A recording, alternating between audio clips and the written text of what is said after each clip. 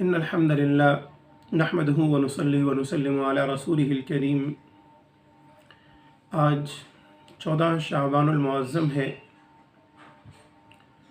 اسی مناسبت سے کچھ گزارشات پیش کرنی ہیں۔ جو رات ابھی آ رہی ہے، عرف عام میں ہم اسے شب براءت کے نام سے یاد کرتے ہیں۔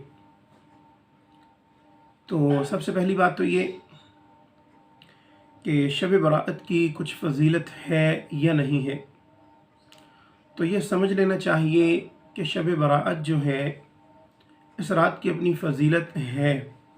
وہ الگ بات ہے کہ اس حوالے سے حضرات علماء کرام فرماتے ہیں کہ یہ روایات جو ہیں وہ ضعیف ہیں، لیکن ایسی روایات جس کے کئی راوی ہوں یا جس کی بہت زیادہ روایات ملتی ہوں جس عنوان پر، تو اس کو پھر حضرات علماء جو ہیں وہ فرماتے ہیں کہ یہ ضعیف جو ہے وہ حسن کے درجے میں چلے جاتی ہے، یعنی اس کا جو ہے وہ کوئی نہ کوئی مقام مانا جاتا ہے۔ دوسرا پھر بات یہ کہ یہ فضائل کے اعتبار سے ہے، فضیلت کے اعتبار سے ہے، اس سے کوئی حکم شرعی ثابت نہیں ہو رہا کہ جس بنیاد پہ کہا جائے کہ یہ حدیث ضعیف ہے تو ہم اس کو رد کرتے ہیں۔ تو بہرحال اس کی فضیلت کے اندر عمومی طور پہ علماء ایک حدیث مبارکہ بیان کرتے ہیں، کتب احادیث میں یہ روایت ملتی ہے کہ حضرت اماں عائشہ صدیقہ رضی اللہ تعالی عنہ ایک مرتبہ نبی علیہ السلام آپ کے پاس تھے۔ اچھا، اب وہ جو رات تھی وہ رات 15 شعبان کی رات ہے۔ اب نبی کریم صلی اللہ علیہ وسلم اپنے بستر مبارک سے اٹھے اور آپ صلی اللہ علیہ وسلم بقیع کی طرف چلے گئے۔ اما عائشہ صدیقہ رضی اللہ تعالی عنہ کی آنکھ کھلی تو انہوں نے نبی کریم صلی اللہ علیہ وسلم کو بستر سے غائب پایا، تو وہ باہر نکلی تو انہوں نے دیکھا کہ نبی کریم صلی اللہ علیہ وسلم بقیع کی طرف ہیں۔ اما عائشہ بھی وہاں آ گئیں تو نبی علیہ السلام نے فرمایا کہ عائشہ، کیا تم یہ سمجھتی ہو کہ میں تمہارے ساتھ خیانت کروں گا؟ مفہوم حدیث ہے۔ پھر آپ صلی اللہ علیہ وسلم نے ارشاد فرمایا، میں تو آیا تھا بقیع والوں کے لیے۔ پھر نبی کریم صلی اللہ علیہ وسلم نے ارشاد فرمایا کہ جو آج کی رات ہے، اس رات کے اندر اللہ سبحانہ و تعالی اتنے لوگوں کی مغفرت فرماتے ہیں، کتنے لوگوں کی؟ بنی کلب کی جو بکریاں اور جو بھیڑ ہیں، ان کے جتنے بال ہیں ان کے بالوں کے بقدر اللہ سبحانہ و تعالی لوگوں کی مغفرت فرماتے ہیں۔ تو یعنی یہ رات ایسی رات ہے کہ جس میں بہت زیادہ اللہ سبحانہ و تعالی مغفرت فرماتے ہیں، بخشش فرماتے ہیں۔ تو اس اعتبار سے یہ ایک جو ہے وہ مغفرت والی رات ہے، براءت والی، یعنی جہنم سے براءت کا اعلان ہو رہا ہے ان کے لیے، تو اسی اعتبار سے اس کو شب براءت بھی کہا جاتا ہے۔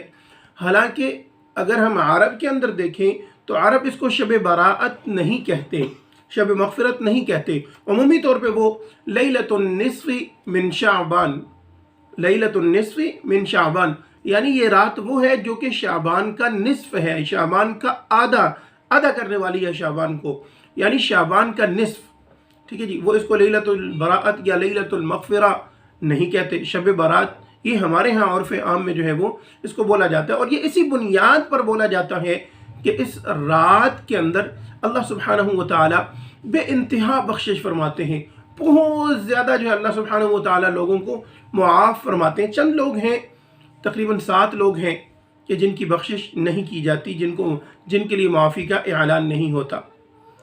یہ تو تھی اس کی فضیلت۔ اب آیا اس رات کے اندر کوئی خاص عبادت بھی ہے؟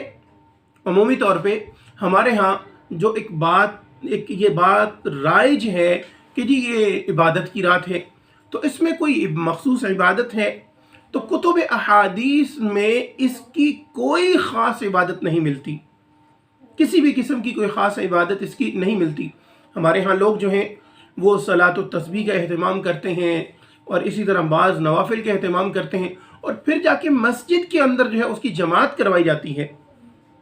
کتب احادیث میں اس کا کوئی جو ہے وہ ثبوت موجود نہیں ہے۔ پہلی بات تو یہ ہے کہ یہ بات یاد رکھیے کہ جو نوافل ہیں، مثال کے طور پہ صلاۃ التسبیح ہے، یہ بھی نوافل کے ہیں. تو یاد رکھیے جو نوافل ہیں، در حقیقت نوافل گھر میں پڑھنے کے لیے ہیں. نوافل کا گھر میں پڑھنا اعلیٰ ہے، افضل ہے. مساجد فرائض کے لیے ہیں. ٹھیک ہے جی، جو نوافل ہیں ان کا گھر میں اہتمام کرنا چاہیے. اس چیز کا کتب حدیث سے ثبوت ملتا ہے. اچھا، دوسری چیز کہ ہم صلاۃ التسبیح بعض جگہ لوگ جو ہیں وہ اس کی جماعت کرواتے ہیں. تو یاد رکھیے نوافل کی جماعت نہیں ہوتی. نوافل فردن فردن پڑھے جاتے ہیں. ہر بندہ اپنے اپنے نوافل پڑھے، وہ چاہے ساری رات پڑھتا رہے. لیکن ہم یہ کہیں کہ جی اس کی کوئی مخصوص جماعت ہے یا با جماعت اس کا اہتمام ہوگا، تو نوافل کی جماعت نہیں ہوتی. نوافل کی جماعت بالکل بھی نہیں ہے. صلاۃ التسبیح آپ بھلے ذوق سے شوق سے پڑھیے، لیکن فردن فردن آپ گھر میں پڑھیں. ہمارے ہاں مساجد میں بڑا اہتمام کیا جاتا ہے بعض جگہ، اور لوگ بڑے ذوق سے شوق سے جاتے ہیں. تو اس کا کتب احادیث سے کوئی ثبوت نہیں ہے. تو اس چیز سے جو ہے وہ بچنا چاہیے کہ جو چیز اللہ کے نبی صلی اللہ علیہ وسلم نے نہیں فرمائی اس سے وہ بندہ کیوں اپنائے. اچھا، اسی طرح بعض لوگ اس رات کے اندر یہ اہتمام کرتے ہیں کہ جناب والا گھر میں میٹھا پکانا ہے، حلوہ پکانا ہے، اور حلوہ بنا کے لوگوں میں تقسیم کرنا ہے. اچھا، میٹھا بنانا کوئی معیوب بات نہیں ہے. حلوہ آپ بھلے سال کے ہر دن بنائیں، شوق سے بنائیں، کوئی بات نہیں ہے. لیکن ایک چیز کو خاص کر لینا ایک رات کے ساتھ، تو یہ گویا کہ تہوار کی ایک عملی صورت بن جاتی ہے. بے شک ہم زبان سے نہیں کہتے کہ جی یہ ہمارا تہوار ہے، لیکن جب ہم یہ سارے اہتمام کرتے ہیں، عمدہ کپڑے پہننے ہیں، نہانا دھونا ہے، گھر سے جس طرح لوگ عام روٹین میں عیدین کی نماز کے لیے نکلتے ہیں، اس طرح ایک جو ہے وہ گروپ کی شکل میں گھر سے نکلنا اور مساجد میں پہنچنا، پھر یہ میٹھے کا تقسیم کرنا، بنانا، خصوصی اہتمام کرنا، تو یہ ساری چیزیں جو ہیں یہ ایک تہواروں پر کی جاتی ہیں. ٹھیک ہے جی، اسلامی تہذیب کے اندر، اسلام کے اندر، شریعت مطہرہ کے اندر جتنے بھی تہوار ہیں وہ سب کے سب دن کے ہیں. ہمارے تہوار چاہے عید الاضحیٰ ہو، عید الفطر ہو، وہ دن کی روشنی میں ہے. رات کا ہمارا کوئی تہوار نہیں ہے. تو لہٰذا ایسی چیزوں سے بچنا چاہیے، ایسی چیزوں سے احتراز کرنا چاہیے. اچھا، پھر بعض لوگ جو ہیں وہ سج دھج کے قبرستان جاتے ہیں اور پوچھا جائے کیوں جی اللہ کے نبی صلی اللہ علیہ وسلم کی سنت ہے. یاد رکھیے اگر ہم نبی علیہ الصلوۃ والسلام کی حیات طیبہ کو اٹھا کر دیکھیں، پوری زندگی کے اندر نبی علیہ الصلوۃ والسلام نے یہ ایک دفعہ عمل کیا ہے. اچھا، اگر یہ کہا جائے کہ ایک دفعہ عمل کیا تو اللہ کے نبی کی سنت ہے، تو یاد رکھیے نبی کریم صلی اللہ علیہ وسلم کے جو صحابہ جن کی ڈائریکٹ آپ صلی اللہ علیہ وسلم نے تربیت فرمائی، اگر ہم ان کی زندگیوں کے اندر غور کریں تو کسی صحابی سے کچھ بھی ثابت نہیں ہے کہ اس رات میں حضرت سیدنا صدیق اکبر یا حضرت سیدنا عمر یا حضرت سیدنا عثمان یا حضرت سیدنا علی المرتضیٰ رضی اللہ تعالیٰ عنہ، ان حضرات میں سے کوئی جو ہے وہ کسی نے اہتمام کیا ہو. کچھ بھی نہیں ملتا کہ ان میں سے کوئی حضرات جو ہیں وہ قبرستان خصوصی طور پہ گئے ہوں. تو یاد رکھیے قبرستان جانا کوئی معیوب بات نہیں ہے، انسان ضرور جائے، لیکن اس کو تہوار بنا لینا، اس کا حصہ بنا لینا، یہ شرعاً غلط ہے. اللہ کے نبی صلی اللہ علیہ وسلم ایک مرتبہ گئے ہیں. اگر بالفرض والمحال زیادہ ہی کوئی شخص یہ کہے کہ میں سنت پر عمل کرنا چاہتا ہوں، تو پوری زندگی کے اندر کوئی ایک دفعہ چلا جائے، کوئی معیوب بات نہیں ہے. ٹھیک ہے جی، لیکن اس کو جو ہے وہ ایک باعث اجر سمجھ لینا، اس کو دین کا حصہ سمجھ لینا، اس کو سنت سمجھ لینا، یہ بات غلط ہے. ٹھیک ہے جی، یاد رکھیے قیامت کا دن ہوگا، اللہ کے نبی صلی اللہ علیہ وسلم حوض کوثر پہ تشریف فرما ہوں گے. اس وقت کچھ لوگ نبی علیہ الصلوۃ والسلام کے پاس آنا چاہیں گے، دوڑیں گے کہ ہم نبی علیہ الصلوۃ والسلام کے پاس پہنچیں، لیکن ملائکہ کیا کریں گے؟ ان لوگوں کو پیچھے دھکیلیں گے، ان کو دور کریں گے اللہ کے نبی صلی اللہ علیہ وسلم سے. اچھا، اب نبی علیہ الصلوۃ والسلام بھی ان لوگوں کو دیکھیں گے، آپ پہچانیں گے کہ جیسے میری امت کے چہرے ہیں، میری امت کے دیگر لوگوں کے چہرے ہیں، یہ بھی ان سے ملتے جلتے ہیں. نبی علیہ الصلوۃ والسلام فرمائیں گے کہ بھائی ان کو آنے دو، یہ میرے امتی ہیں. مفہوم حدیث ہے کہ اس وقت پھر جب نبی صلی اللہ علیہ وسلم یہ فرمائیں گے تو ملائکہ عرض کریں گے کہ یا رسول اللہ صلی اللہ علیہ وسلم، یہ وہ لوگ ہیں تو آپ کے امت ہی کے فرد، لیکن یہ وہ لوگ ہیں کہ آپ کا دنیا سے چلے جانے کے بعد ان لوگوں نے دین کے اندر نئی باتیں نکال لی تھی. یعنی جو بات آپ ان کو نہیں دے کر آئے تھے، ان لوگوں نے وہ خود اپنی طرف سے جو ہے وہ اس میں ایڈ کر لی تھی. تو اللہ کے نبی صلی اللہ علیہ وسلم فرمائیں گے کہ سحقا مجھ سے دور ہو جاؤ، ان کو دور کر دو مجھ سے، کہیں ایسا نہ ہو کہ ہم بھی قیامت کے دن ان لوگوں میں شامل ہو جائیں۔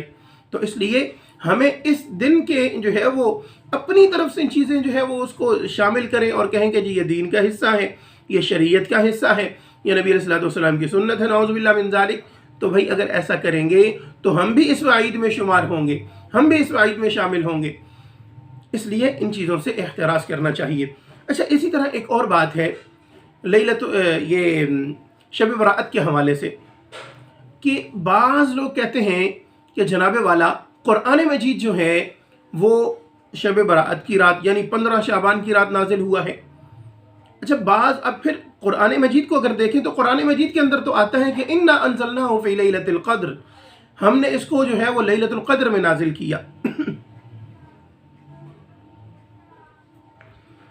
اب 15 شعبان اور لیلۃ القدر عمومی طور پہ 27 کی رات کو ہوتا ہے، یا پھر آخری جو طاق آتے ہیں رمضان کی ان میں ہوتا ہے۔ تو جب ان لوگوں سے کہا جاتا ہے کہ جناب والا کہ قرآن مجید تو اس وقت نازل ہوا، پھر بعض لوگ تطبیق کرتے ہیں کہ جی عرش سے آسمان دنیا پہ 15 شعبان کو آیا اور اس کے بعد لیلۃ القدر جو ہے وہ اس وقت آگے پھر آہستہ آہستہ اس کا نزول شروع ہوا۔ بعض نے اس کے برعکس کہا، لیکن یاد رکھیے کہ ایسی کوئی بات نہیں ہے۔ قرآن مجید کا جو نزول آیا ہے، جو قرآن نازل ہوا ہے، اس کے بارے میں ہمیں قرآن مجید سے صراحت کے ساتھ یہ بات ملتی ہے۔ اللہ سبحانہ وتعالی سورۃ الدخان میں فرماتے ہیں انا انزلناہ فی لیلۃ مبارکہ، ہم نے اس کو نازل کیا ہے برکت والی رات میں۔ ہم نے اس کو جو قرآن مجید کو نازل کیا ہے، ہم نے اس کو برکت والی رات میں نازل کیا ہے۔ اور برکت والی کون سی رات ہے؟ وہ انا انزلناہ فی لیلۃ القدر وما ادراک ما لیلۃ القدر، وہ لیلۃ القدر ہے، وہ لیلۃ القدر کی رات ہے۔ اگر ہم شب برأت کی رات کو قرآن کے نزول کی رات مان لیتے ہیں تو اس صورت میں لیلۃ القدر کی جو اہمیت ہے، جو فضیلت ہے، وہ کم ہوتی ہے۔ تو اس لیے یہ ذہن سے یہ بات نکال دینی چاہیے کہ جو ہے قرآن مجید کا نزول جو ہے وہ اس رات میں نازل ہوا ہے۔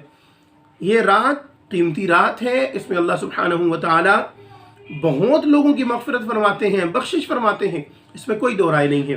اس میں عبادت بھی کرنی چاہیے، لیکن کوئی مخصوص عبادت نہیں۔ اللہ کے نبی صلی اللہ علیہ وسلم کی جو عبادت ملتی ہے وہ وہی 11 رکعات ملتی ہیں، کہ 8 رکعات اللہ کے نبی صلی اللہ علیہ وسلم نے تہجد کی پڑھی اور 7 آپ صلی اللہ علیہ وسلم نے 3 رکعات جو ہیں وہ صلاۃ الوتر پڑھی ہیں۔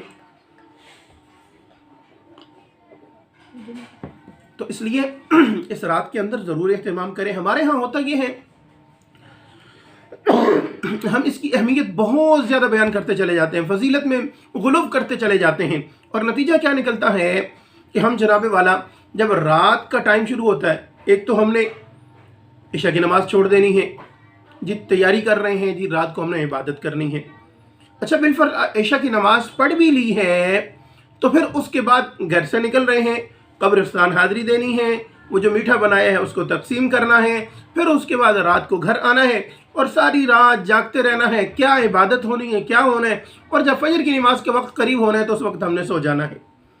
اب نتیجہ کیا نکلا کہ نوافل یا مستحبات کے درجے میں بھی اگر ہم اس کو مان لیں تو مستحبات کا، نوافل کا اہتمام کرتے کرتے اینڈ پہ آ کے جو فرض ہے اس کو ہم ترک کر دیتے ہیں، اس کو چھوڑ دیتے ہیں، ہم نماز فجر کو چھوڑ دیتے ہیں۔ تو نماز یا عبادت ضرور کیجئے، لیکن اس کے ساتھ ساتھ جو فرائض ہیں ان کو ترک کر کے نہیں، ان کی ادائیگی، اس کے بعد آپ زیادتی کریں، اپنی عبادات بڑھائیں، یہ بہت اچھی بات ہے، اس میں کوئی دو رائے نہیں ہے۔ تو یہ رات فضیلت والی رات ہے، اس میں بخشش کے دروازے کھلے ہوئے ہیں۔ اچھا ایک اور بہت بری بات ہے کہ ہم کیا کرتے ہیں، اس رات کے اندر آتش بازی کر رہے ہوتے ہیں۔ ہمارے معاشرے کے اندر، ہمارے محلے میں آتش بازی بہت زیادہ ہو رہی ہوتی ہے، پٹاخے بجائے جا رہے ہوتے ہیں، یہ سارے لغو قسم کے، اور بعض جگہوں تو گانے چلائے جاتے ہیں، انڈین گانے چلائے جا رہے ہیں۔ تو کیا وہ رات کہ جس میں اللہ سبحانہ وتعالی تو لوگوں کی بخشش فرما رہے ہوں، اللہ لوگوں کے لیے مغفرت کا سامان کر رہے ہوں، اللہ سبحانہ وتعالی ان کو جہنم سے خلاصی عطا کر کے ان کو جنت کا مستحق بنا رہے ہوں، تو ذرا تصور کیجئے کہ اگر ہم اس وقت میں گناہ کریں گے، اس وقت میں ہم آتش بازی کر رہے ہوں گے، اس وقت کے اندر اگر ہم جو ہے وہ خلاف شریعہ کاموں میں لگے ہوں گے، تو مجھے بتائیے کیا ہماری مغفرت ہوگی، ہماری بخشش ہوگی، ہمارے لیے معافی کا اعلان ہوگا، یا ہمارے لیے عذاب کا وعدہ ہوگا، ہمارے لیے عذاب کا دروازہ کھلے گا؟ ضرور اس بات کو سوچئے گا، اس بات کو سامنے رکھتے ہوئے کہیں قیامت کے دن اللہ سبحانہ وتعالیٰ کے محبوب پیغمبر ہمیں اپنے آپ سے دور نہ کر دیں۔ اس لیے ان خرافات سے بچنا چاہیے، ان بدعات سے بچنا چاہیے، ضرور عبادت کریں، اپنے گھر کے اندر رہ کے عبادت کریں، نوافل کا اہتمام کریں۔ اللہ سبحانہ وتعالیٰ سے دعا ہے کہ اللہ سبحانہ وتعالیٰ ہمیں جتنی جو ہے وہ فضیلت والی راتیں ہیں، تمام کے تمام کا جو اجر ہے اس کو اللہ ہمیں پانے کی توفیق عطا فرمائے، اس کے ساتھ ساتھ ہمیں فرائض واجبات کے اہتمام کی بھی توفیق عطا فرمائے۔ السلام علیکم ورحمۃ اللہ وبرکاتہ۔